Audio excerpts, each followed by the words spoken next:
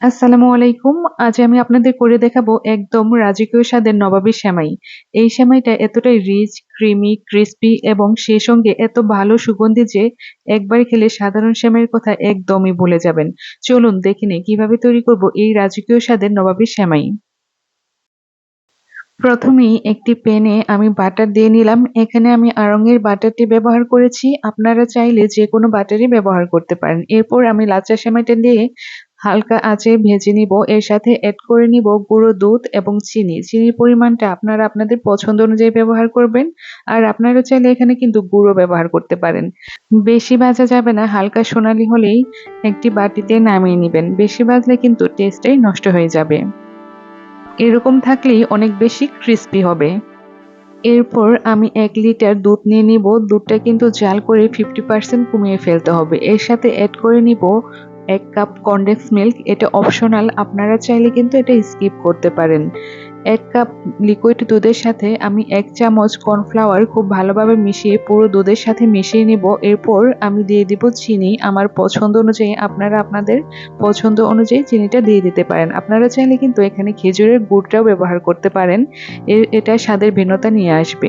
এরপর আমি এড করে নিব ফুড কাস্টার্ড। এটা আমি আগে থেকেই গুলে রেখেছিলাম।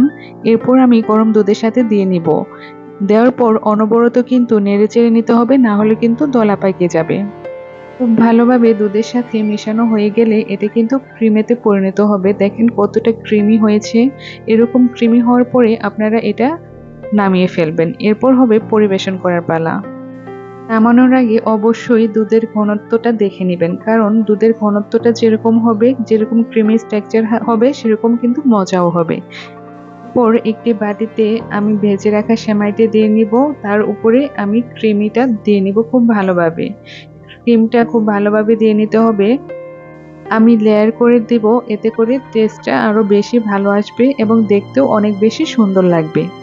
এই নবাবের সেমাই কিন্তু সাধারণ সেমাই নয়। নবাবদের রান্না করে তৈরি হতো এমন ক্রিসপি, ক্রিমি, সুগন্ধি সেমাই যা রাজকীয় খাবারের তালিকায় থাকতো। আপনারা কিন্তু অবশ্যই বাসায় ট্রাই করবেন। আর হ্যাঁ, আমার এই ভিডিওগুলো যদি আপনাদের ভালো লেগে থাকে তাহলে অবশ্যই আমার চ্যানেলটা সাবস্ক্রাইব করে রাখবেন। সেই সঙ্গে লাইক, কমেন্ট এবং শেয়ার করে অন্যদেরও দেখার সুযোগ করে দিবেন। প্লিজ প্লিজ আমার চ্যানেলটা সাবস্ক্রাইব করে রাখতে কিন্তু ভুলবেন না। আপনাদের একটা সাবস্ক্রাইবই আমাকে আরো নতুন নতুন ভিডিও বানানোর জন্য ইন্সপায়ার করবে। অবশেষে গরম গরম পরিবেশন করুন অথবা ফ্রিজে রেখে ঠান্ডা করেও খেতে পারেন। আপনারা চাইলে উপরে একটু বাদাম, কিশমিশ ছড়িয়ে দিতে পারেন। নবাবী সেমাই এই ঈদে বা অন্য কোনো সময় অবশ্যই কিন্তু বাসায় ট্রাই করবেন। আর কেমন লাগলো অবশ্যই কমেন্ট করে জানাবেন। আরও মজার মজার রেসিপি পেতে আবারও বলছি আমার চ্যানেলটা কিন্তু সাবস্ক্রাইব করে রাখতে ভুলবেন না। আপনারা কি এই ঈদে এই সেমাইটি রান্না করবেন? আর কার কোন ধরনের সেমাই ভালো লাগে, গরম সেমাই নাকি ঠান্ডা সেমাই, সেটাও কিন্তু কমেন্ট করে জানাবেন। আর এই ভিডিওটি আপনাদের কাছের মানুষদের সাথেও কিন্তু শেয়ার করতে ভুলবেন না। আশা করছি আজকের এই রেসিপিটি আপনাদের ভালো লেগেছে।